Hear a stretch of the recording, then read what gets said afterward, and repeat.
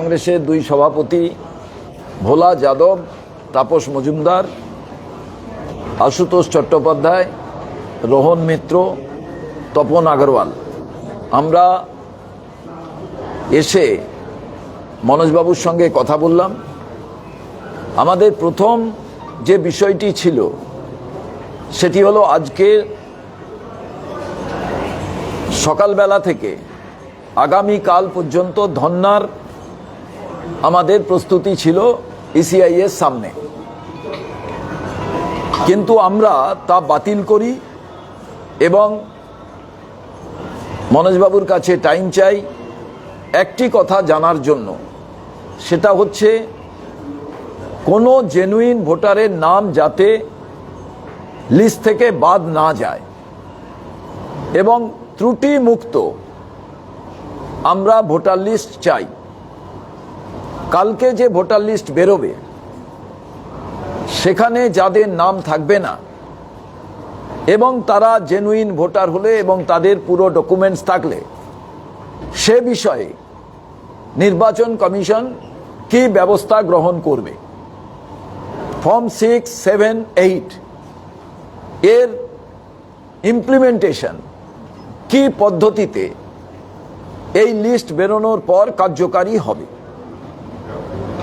এর সঙ্গে সঙ্গে আমরা জানতে চাই যে এই যে জুডিশিয়াল অফিসাররা পুরো বিষয়টা দেখলেন, আমাদের কাছে বিভিন্ন জায়গা থেকে খবর আসছে ধরুন 1,14,000-এর ওপরে যে নাম আপলোড করা যায়নি সেটা কোন পদ্ধতিতে আপলোড করা হবে।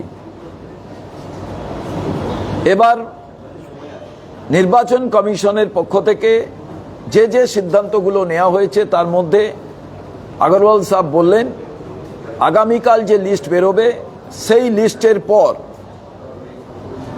আরও সাপ্লিমেন্টারি লিস্ট আসবে, কিন্তু নির্বাচন কমিশন সিদ্ধান্ত গ্রহণ করবে নির্বাচনে দিন স্থির করা এবং সরকার তৈরি করা। তার কারণ আপনারা জানেন যে নির্বাচন ঠিক সময়ে করতে হবে এবং সরকারও নির্দিষ্ট সময় করতে হবে। আমরা ভাবছি যদি এই সম্পূর্ণ কাজ সঠিকভাবে সম্পন্ন না হয় তাহলে নির্বাচন করা এবং সরকার তৈরি করা এই দুটো সম্ভব হবে না করতে। সেক্ষেত্রে কি সাংবিধানিক কোনো পদক্ষেপের কথা আলাদাভাবে ভাবা হচ্ছে? উনি বললেন এটা আমার বিষয় নয়, এ ব্যাপারে আমার কিছু বলার নেই। কারণ আমরা মনে করছি নির্দিষ্ট সময়ে যদি ভোট না করা যায় অথচ এসআইআর প্রক্রিয়া সম্পূর্ণভাবে সম্পন্ন হলো না, এসআইআর প্রক্রিয়ার মধ্যে সমস্ত কিছু লজিক্যাল ডিসক্রিপেন্সিতে যাদের হিয়ারিং করা হয়েছিল, যে সমস্ত নাম নিয়ে কোনো ডাউট তৈরি হয়েছে, যা যা সমস্যা আছে সেগুলো যদি সঠিকভাবে দেখা গেল সমাধান করা গেল না এবং বিভিন্ন জায়গা থেকে আমরা শুনছি কেন্দ্রীয় শাসক দল, রাজ্যের শাসক দল যে সম্পূর্ণভাবে ভালোভাবে এই ভোটার লিস্টের কাজ সম্পন্ন করতে হবে, সবাই যেটা চায়, তাহলে তো নির্দিষ্ট সময় ভোট করা যাবে না। আর নির্দিষ্ট সময় ভোট না হলে সরকার তৈরি করা যাবে না। তাহলে কি সাংবিধানিক কোনো নতুন প্রক্রিয়াকে সামনে রেখে সাংবিধানিক কবজের মধ্যে দিয়ে আগামী দিনে এই ভোটার লিস্টের কাজ সম্পন্ন করে তবেই কি নির্বাচনের দিন স্থির করা হবে? এ ব্যাপারে ওনারা সঠিক উত্তর দিতে পারলেন না। আমার মনে হচ্ছে যদি সম্পূর্ণভাবে আমরা অ্যাপ্রিহেন্ড করছি যে এসআইআর প্রক্রিয়ার মধ্যে নির্বাচনের যে ভোটার লিস্ট সম্পূর্ণ ত্রুটিমুক্ত করতে গেলে তা এত কুইক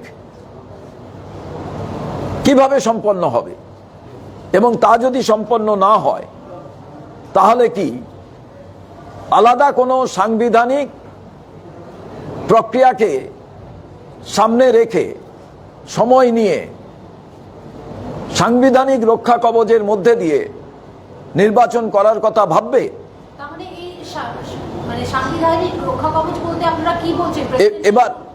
এবার আমার মনে হচ্ছে না, আমি এটা অ্যাপ্রিহেন্ড করছি এই কারণে যে কালকে লিস্ট যেটা বেরোবে সেটা কি ত্রুটিমুক্ত লিস্ট হবে? আমি এসবের কোথাও যেতে চাই না, আমি শুধু এটাই বলতে চাই জেনুইন কোনো ভোটারের নাম যাতে লিস্ট থেকে বাদ না যায়, এবং যদি লিস্ট থেকে বাদ যায় সেই প্রক্রিয়াটা কিভাবে হবে। এবং সাংবিধানিক যে প্রশ্ন আপনারা করছেন, সাংবিধানিক প্রক্রিয়া মানে তার মানে যদি এসআইআর প্রক্রিয়াকেই সম্পূর্ণ করা গেল না, একটা জিনিস হতে পারে যে কাল যে লিস্ট বেরোলো তারপরে ধীরে ধীরে সাপ্লিমেন্টারি লিস্ট বেরোবে, অথচ নির্বাচন ঘোষণা করে দেওয়া হবে, এটা একটা প্রক্রিয়া হতে পারে।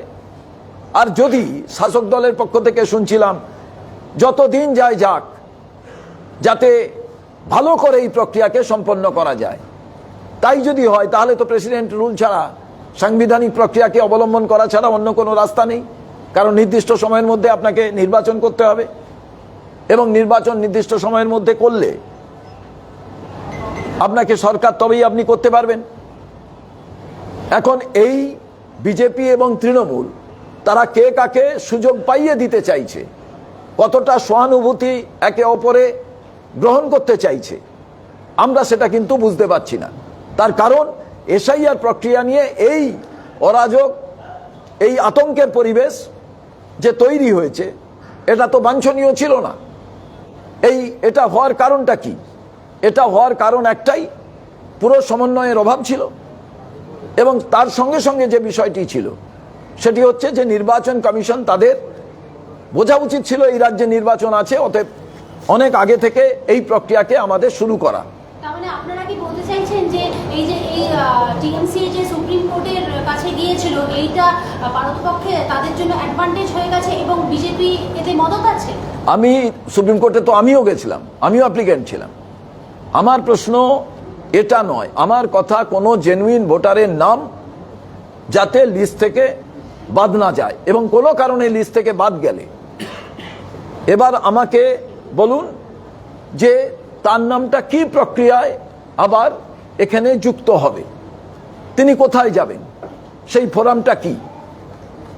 তার কারণ তো সাধারণ মানুষ, কাল যার নাম বাদ যাবে তিনি এই লিস্ট দেখে ভাববেন, এবং তিনি লজিক্যাল ডিস্টারবেন্সের মধ্যে, ধরুন তার নাম ছিল, তিনি হিয়ারিংয়ে উপস্থিত ছিলেন, প্রথমের দিকে আপনারা সবাই মিলে জানেন যে এটা নিয়ে আমরা বহুবার প্রতিবাদ করেছি যে তিনি যে উপস্থিত আছেন, তিনি যে তার সমস্ত ডকুমেন্টস দেখিয়েছেন, কোনো অ্যাকনলেজমেন্ট পাননি, এবং তার যে তিনি অ্যাটেন্ড করেছেন তাকে হিয়ারিংয়ে ডাকাতে, তারও কোনো এভিডেন্স তার কাছে কিছু নেই, অ্যাকনলেজমেন্ট নেই। এরপরে সুপ্রিম কোর্টের নির্দেশে আপনারা জানেন যে না, সেই অ্যাকনলেজমেন্ট দিতে হবে, কিন্তু আগে যাদের হিয়ারিং হয়ে গেছে, অথচ তারা পাস করেছে না ফেল করেছে তাদের ডকুমেন্টসের ক্ষেত্রে, সেটা তো পাবলিক ডোমেনে আসেনি, সঙ্গে সঙ্গে সেদিনই করে দেওয়া দরকার ছিল। তাহলে সেই ব্যক্তি অন্য কোনো ফোরামে যেতে পারতেন। কালকে যখন লিস্ট বেরোবে কেউই বলতে পারেন না কালকে সম্পূর্ণ 100% লিস্ট বেরিয়ে যাবে, কারণ এখনো তো ওয়ার্ক ইন প্রোগ্রেস, কাজ চলছে। এই জায়গায় কালকে যখন বেরোবে আরেকটা আতঙ্কের পরিবেশ তৈরি হবে। আমরা সেই কারণে আজ এসেছিলাম যে সলিউশনটা কি।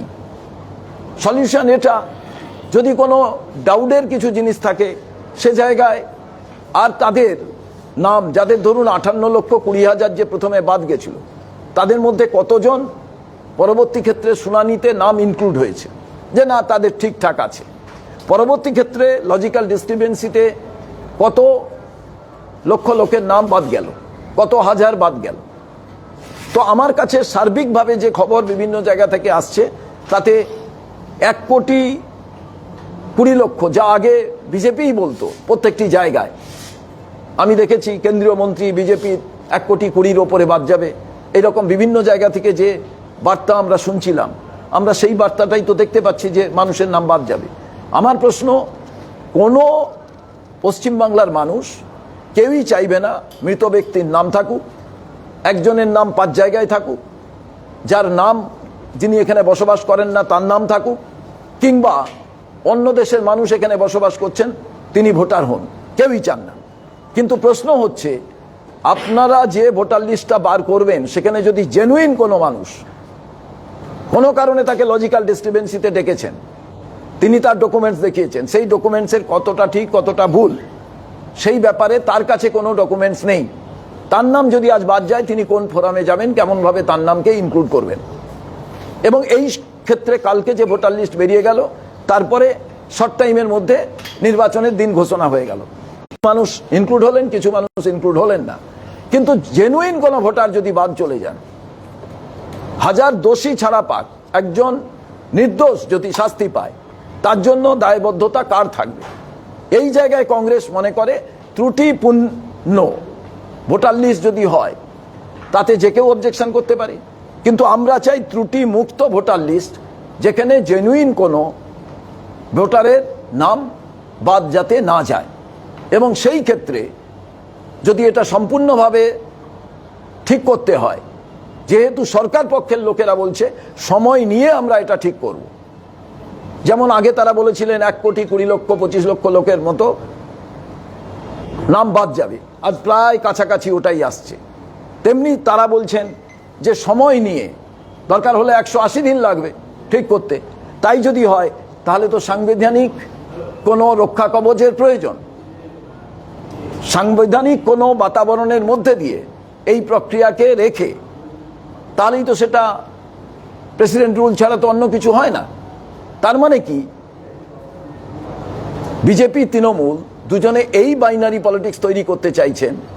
একজন বলবে যে আমি সহানুভূতির হাওয়া পাই, আর একজন ভাববে যে দেখো আমরা তো কিছু করছি না, ইসিআই তো কোনো ব্যাপার নয়, সিস্টেমের মধ্যে দিয়ে করতে পারা যায়নি, আমরা প্রপার লিস্ট মানুষের কাছে দিতে চাই, অথচ আমরা টেক ওভার করে নিতে চাই আগে।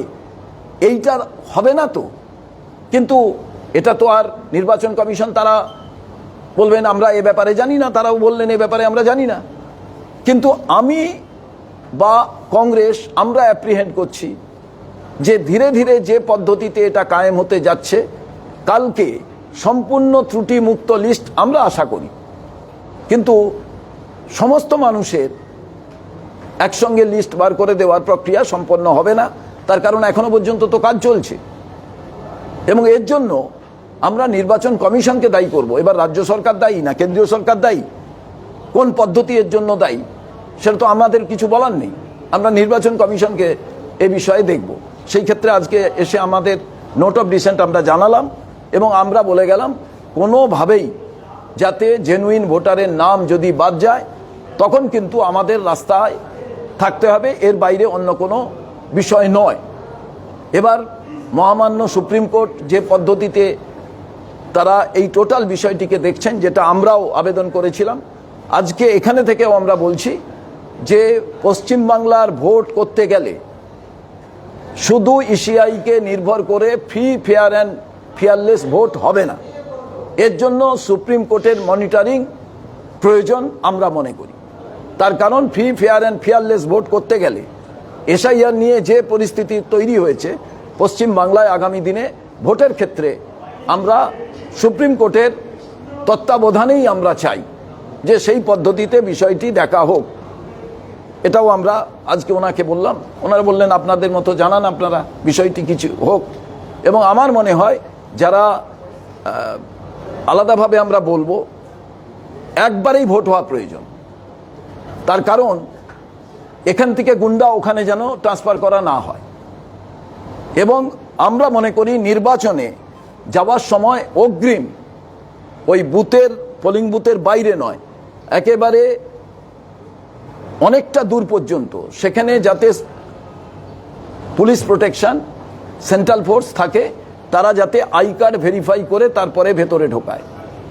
এবং এর সঙ্গে সঙ্গে খরচের বিষয়, এটাও নির্বাচন কমিশনারকে আমরা বলে এলাম, এখানকার সিওকে বললাম যে hoarding, banner, poster lakh lakh crore crore টাকার, অথচ নির্বাচনে আপনাদের নির্দিষ্ট অঙ্কের আপনাদের খরচ করার আপনারা জানিয়ে দেন যে এত টাকা খরচ করা যাবে বিধানসভায় এক একটি কেন্দ্রে, আর সেই কেন্দ্রে দেখা যায় কোটি কোটি টাকা উঠছে।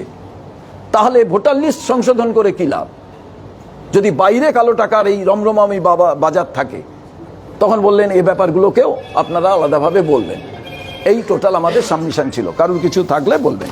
শুভঙ্করবাবু, আপনি বললেন যে এক দফার ভোট আপনারা দাবি করছেন, তাতে কিন্তু এক দফার ভোট হলে কি পর্যাপ্ত পরিমাণ সেনা মোতায়েন করা সম্ভব হবে? যেমনটা আপনার বলছিলেন অবাধ